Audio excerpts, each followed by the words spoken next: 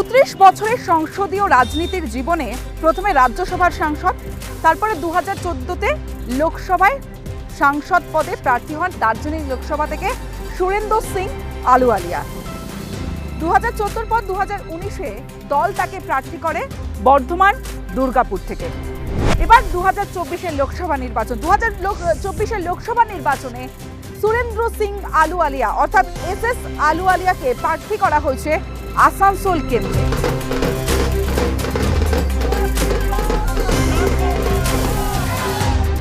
আর এই যে জায়গায় দাঁড়িয়ে আছি, এখানেই এসএস আলুওয়ালিয়ার বাবা চাকরি করতেন। ভূমিপুত্র প্রার্থী। কি বলছে আসানসোলের মানুষ, কি বলছে জেকে নগরের সাধারণ মানুষ, কি বলছেন এসএস আলুওয়ালিয়া? আজকের হটস্পট নিউজ 18 বাংলার আসানসোলের জেকে নগর।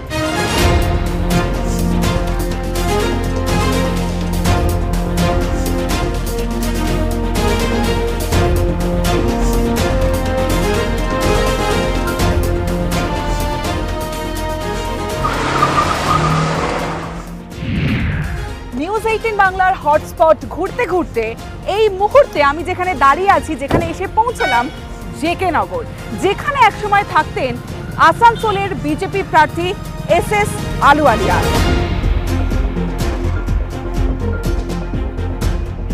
জেকে নগরের স্কুলেই পড়াশোনা তারপরে তিনি কলেজে পড়েন। কলেজে পড়ার পর বিহার চলে যান।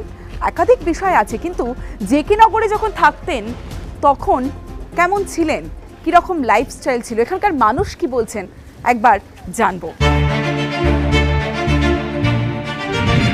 আসানসোলের বিজেপি প্রার্থী এসএস আলুওয়ালিয়া এখানেই থাকতেন? হ্যাঁ, এখানে থাকতেন, এখানে পড়াশুনো, এখানে জন্ম, এবং উনি ভালো সমাজসেবক ছিলেন।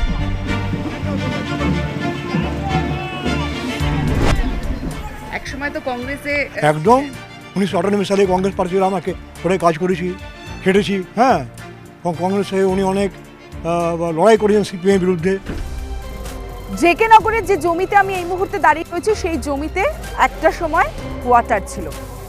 এই কোয়ার্টারেই জন্মগ্রহণ করেছিলেন এসএস আলুওয়ালিয়া। পরে তিনি শিফট করেন অন্য একটি বাড়িতে, দেখাবো সেই বাড়িটাও।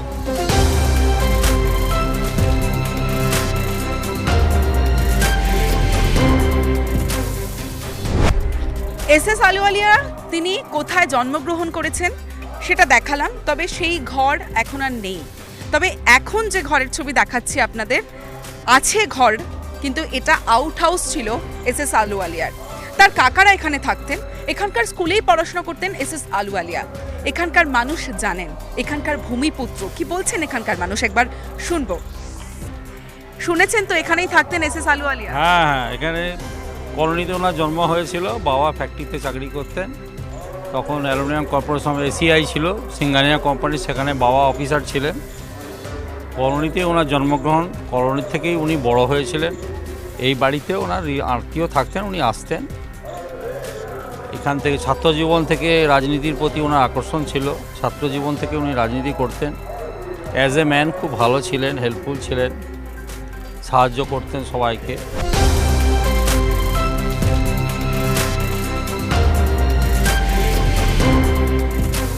এসএস আলুওয়ালিয়ার আউট হাউসের সামনে এই মুহূর্তে আমি দাঁড়িয়ে রয়েছি। আসুন এখন কে থাকেন, কি বলছেন একবার শোনার চেষ্টা করি। কেউ আছেন বাড়িতে? একটু কথা বলা যাবে? আসুন। আপনি এই বাড়িতে থাকছেন এখন? আমি এখানে থাকি। কত বছর ধরে থাকছেন? 20 বছর হয়ে গেছে। জানতেন যে এসএস আলুওয়ালিয়ার কাকা এখানে থাকতেন, আউট হাউস ছিল, আসতেন তিনি? আমি জানি। ও অনেক দিন পরে এখানে ছিলেন। 20 বছর থেকে আমি আছি, তো 20 বছর হয়ে গেছে। হ্যাঁ, এখানকার ছেলে এখানের প্রার্থী, এবার ক্যান্ডিডেট, কি বলবেন? बहुत अच्छे हैं, मतलब कि आलूवालिया सर। ये उनका जो आज तक का करियर रहा है, बहुत ही जुझारू नेता है और बहुत ही हेल्पफुल है। मतलब कि उनका ही पर्सनालिटी जो है वो जीत के लिए काफ़ी है। নিউজ 18 বাংলার হটস্পট ঘুরতে ঘুরতে যে জায়গায় আমি এসেছি সেই জায়গার ছবিটা আগে আপনাদের দেখাই। যে ছবিটা আপনাদের দেখাবো, ঠিক এই যে বিল্ডিংটা দেখছেন, একটা ভাঙাচোরা ঘর।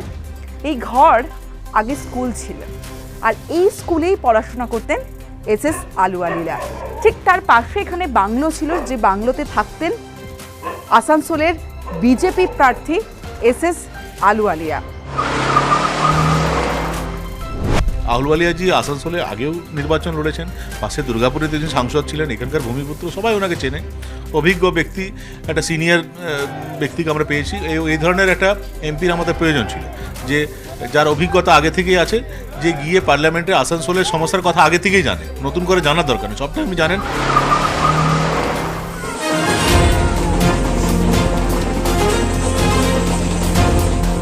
এই মুহূর্তে আমার সঙ্গে রয়েছেন আসানসোলের বিজেপি প্রার্থী এসএস আলুওয়ালিয়া, তার সঙ্গেই কথা বলবো। আমার জন্ম এখানে, এখান থেকেই আমি একটা স্কুল কামিন কল্যাণ কুটি, অর্থাৎ যে কয়লা খনিতে যে মহিলারা কাজ করে তাদের বাচ্চাদের ওয়েলফেয়ারের জন্য যেটা স্কুল হয়, সেই স্কুলে পড়ালেখা করেছি। আর ওখান থেকে ক্যালকাটা ইউনিভার্সিটি থেকে ল গ্র্যাজুয়েশন করে পরবর্তীকালে যেহেতু এখানে সমস্ত লকডাউন আর লকআউট সব হয়ে গেল, কারখানা যেখানে আমার বাবা চাকরি করতেন, তো উনি জীবিকা হারালেন এখানে, সেই জন্য আমরা এখান থেকে বিস্থাপিত হয়ে গেলাম। তো চলে গেলাম বিহার, আর বিহার থেকে আমি রাজ্যসভার সাংসদ হই 12 বছর, আর তারপর ওখান থেকে বিস্থাপিত হয়ে ঝাড়খণ্ডের হই আমি 12 বছর সাংসদ। তারপর আমাকে 2014 সালে বলা হয় বাইচুং ভুটিয়ার বিরুদ্ধে দার্জিলিং থেকে লোকসভায় লড়তে, সেটা লড়ি, জিতি। আর তারপর যখন ওরা পৃথক একটা রাজ্য ডিমান্ডটা চাইলো, তখন আমি নিজেকে রিকিউজ করে নিলাম ওখান থেকে, আর আমি একটা চ্যালেঞ্জিং সিটে ডিমান্ড করলাম। তারা আমাকে দুর্গাপুর পাঠালো, দুর্গাপুরে আমার শ্বশুর বাড়ি।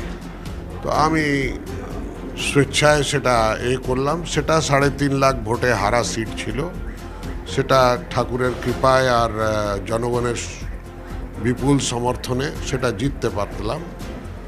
এখন আমার খুবই ইচ্ছা ছিল, হার্দিক ইচ্ছা ছিল, যে কি শেষকালে আমি একবার নিজের জন্মভূমিতে এখানকার জনগণের জন্য কিছু ভালো করতে চাই বলে এখানকার জনপ্রতিনিধি করার জন্য মাননীয় মোদিজি, অমিত শাহজি আর নাড্ডাজি নির্ণয় নিলেন, আর ওনারা এখানে পাঠালেন। তাই আমার আনন্দ আছে কি আমি এতদিন যাযাবরের মতন 34 বছর অ্যাজ এ যাযাবর আমি বিভিন্ন রাজ্যকে আর বিভিন্ন এলাকাকে রিপ্রেজেন্ট করে পার্লামেন্টকে রিপ্রেজেন্ট করেছি। এবার একটা সুযোগ পেয়েছি যে কি আমি হয়তো জনগণের আশীর্বাদে এখান থেকে তাদের প্রতিনিধিত্ব করতে পারবো। এই যে শত্রুঘ্ন সিনহা বাইরের, বারবার বহিরাগত তকমা আসে তাকে নিয়ে, কিন্তু আপনি ভূমিপুত্র, সেক্ষেত্রে কতটা আশাবাদী আপনি? না দেখো, আমি বলি যে কি সংবিধানের অনুসারে ভারতীয় যে কোনো নাগরিক যে কোনো জায়গা থেকে নির্বাচন লড়তে পারে, আর আমি কাউকে বহিরাগত বলবো না। আর বেনিফিটটা এটাই আছে যে কি আমি যেমনি ভূমিপুত্র, আর সিপিএমের যে জাহানারা আছে ও ভূমিকন্যা, আমি বাদবাকির উপরে কমেন্ট করতে চাই না, কেন কি election is a serious issue, আর এটা it is not a fight between two individual, দুটা পার্সোনালিটির ঝগড়া নয় বা তাদের মধ্যে কম্পিটিশন নয়, এটা দুটা আইডিওলজির লড়াই।